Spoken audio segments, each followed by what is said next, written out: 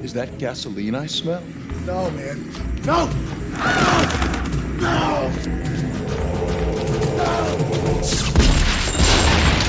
The Crow is a snapshot of not just a point in time, but of a vibe. It's 1994. Kurt Cobain has just blown his brains out. The music video for Closer by 9 Inch Nails is playing on MTV. Following in the footsteps of Tim Burton's Batman comes a tale of supernatural revenge with a similar dark visual style, but steeped in the romantic brooding of a song by The Cure or Joy Division. Add to that the tragic onset death of its young lead actor, and altogether you have a film that transcends any joke about Hot Topic or black nail polish and arrives at something earnest and haunting. The Crow isn't co-opting a vibe, it is the vibe. If The Crow is sometimes corny, well, that's just part of its charm. An earnest corniness trumps an aloof cynicism any day. Can't rain all the time.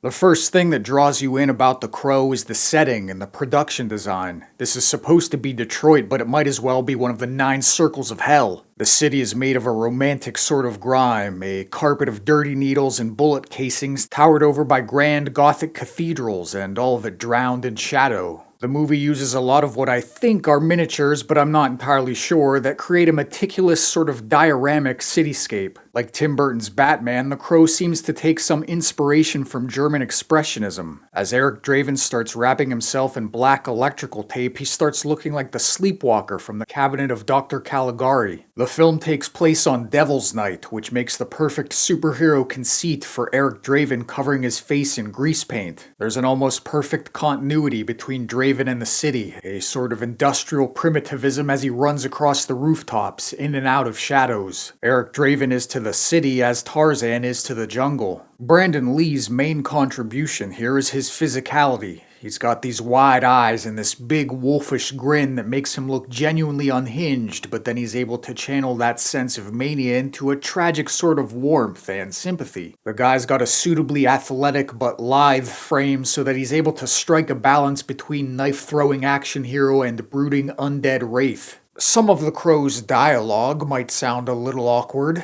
Mother is the name for God on the lips and hearts of all children.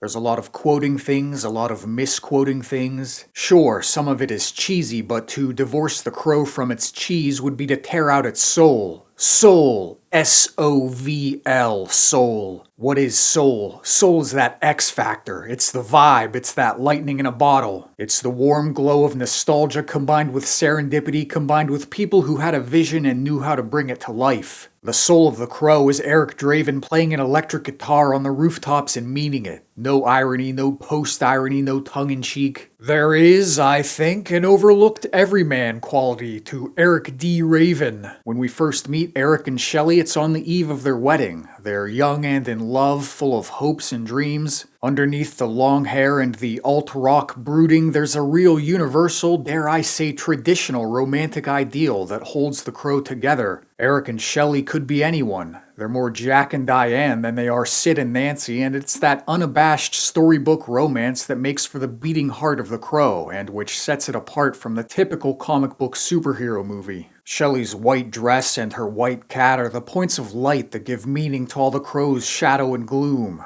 There's a sense of finality that you don't get in most other superhero films, as Eric Draven crawls back to the grave to be reunited with Shelley. By the end, there's a sense that all that bleak darkness is only temporary, is a grim necessity to be used and then laid down again when the work is through. I think that's part of why The Crow works, is it doesn't just revel in its early 90s edginess, it isn't just a stylistic exercise in black. The Crow is tragic, it's angsty, but by the end it's also kind of uplifting. Yes, it's corny, but it's also true. It can't rain all the time. I think about all that, and then I look at the trailer for the upcoming remake, and while there are some moments that I do like, there's a lot that leaves me skeptical. It's not just the new look. If they weren't doing what seems to be a one-for-one retelling of Eric Draven's story, I think more people would be willing to give the new look a chance. More than just the new look, it's everything the look represents. If part of the appeal of The Crow is nostalgia, I look at this and I feel a sort of anti-nostalgia. I look at this and I see screeching, attention-starved modernity. I look at this and I see TikTok, I see trap rap, I see getting pushed in front of a New York subway. It's like they're trying to create a nostalgia for the present, for a time period that, if anybody is going to look back fondly on it, it's only because the world has gotten 10 times more miserable and insane. It seems like they're trying to glamorize something already hyper-fixated on ego and pretense. In an interview with Vanity Fair, director Rupert Sanders had this to say about Bill Skarsgård's look in the film. "That look was me in the 90s when we were squat raving in London, mixed with some modern influences like Post Malone and Lil Peep.